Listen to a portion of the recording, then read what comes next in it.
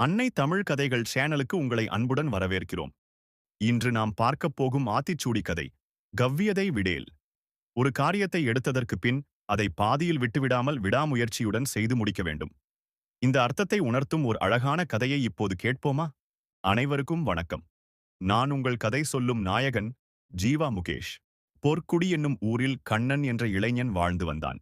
அவனுடைய தந்தை பசுபதி ஒரு திறமையான தச்சர். கண்ணனுக்கும் தச்சு தொழில் செய்ய வேண்டும் என்ற ஆசை இருந்தது. ஒரு நாள் அவன் தனது தந்தை பசுபதியிடம் சென்று ஒரு அழகான மர நாற்காலி செய்ய கற்றுக்கொள்ளத் தொடங்கினான். முதலில் மரத்தை அளந்து வெட்டுவது எளிதாக தோன்றியது. ஆனால் நாற்காலியின் கால்கள் சமமாக வரவில்லை. மீண்டும் முயன்ற போதும் சிறு தவறுகள் ஏற்பட்டன. அப்போது கண்ணன் தன் தந்தையிடம், அப்பா, இந்த வேலை எனக்கு சரியாக வராது, இதை விட்டு விடுகிறேன் என்று வருத்தத்துடன் கூறினான். அப்போது பசுபதி தன் மகனிடம், மகனே, எந்த கலையையும் ஒரே நாளில் கற்றுக்கொள்ள முடியாது. தொடர்ந்து முயற்சி செய்பவனே திறமையானவனாக மாறுவான் என்றார். அந்த வார்த்தைகள் கண்ணனுக்கு உற்சாகம் அளித்தன. அவன் தினமும் பொறுமையுடன் பயிற்சி செய்தான்.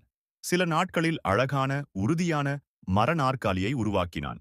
அதன்பின் கண்ணன் தனது தச்சு தொழிலை விரிவுபடுத்தி பக்கத்து ஊர்களிலும் மரப்பொருள்களை விற்றான். அவன் செய்த மரப்பொருள்களுக்கு நல்ல வரவேற்பு கிடைத்தது. அதை பார்த்த ஊர் மக்கள் அனைவரும் கண்ணனை பாராட்டினர். கண்ணன் மகிழ்ச்சியடைந்து தொடங்கிய வேலையை பாதியில் கைவிடாமல் தொடர்ந்து செய்ததால்தான் இந்த வெற்றி கிடைத்தது என்பதை உணர்ந்தான். இந்த கதை நமக்கு சொல்லும் பாடம்: எந்த வேலையையும் தொடங்கிய பிறகு அதை பாதியில் கைவிடாமல் விடாமுயற்சியுடன் செய்து முடிக்க வேண்டும்.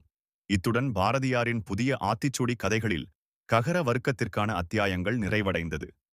அடுத்த முறை இன்னொரு ஆச்சரியமான கதையுடன் மீண்டும் சந்திப்போம். நன்றி, வணக்கம்.